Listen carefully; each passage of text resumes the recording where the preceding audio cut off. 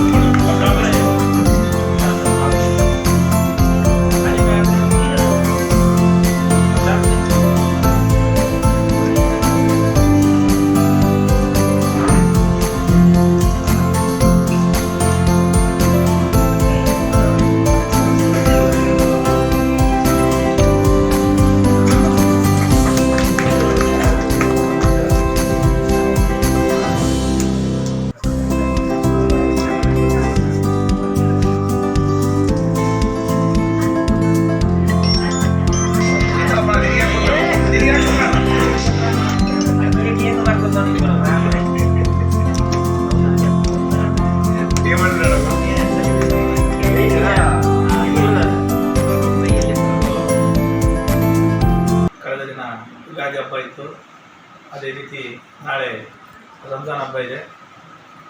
ಎಲ್ಲರಿಗೂ ತಮಗೆಲ್ಲರಿಗೂ 2 ಹಬ್ಬಗಳ ಶುಭಾಶಯಗಳನ್ನು ಹೇಳ್ತಾ,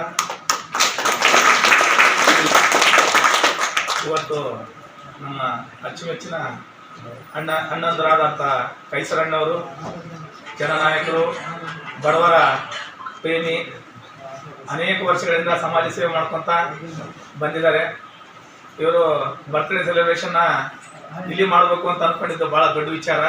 ಇದಕ್ಕೆ ನಮ್ಗೆ ಸಹಕಾರವಾಗಿ ನಮ್ಮ ಗೋಪಾಲ್ ರೆಡ್ಡಣ್ಣವರು ನಮಗೆ ಇಲ್ಲೇ ಆಚರಣೆ ಮಾಡೋಣ ಅಂತಂದು ನಿನ್ನೆ ಮಾತ್ರ ಪ್ಲಾನ್ ಮಾಡಿದ್ವಿ.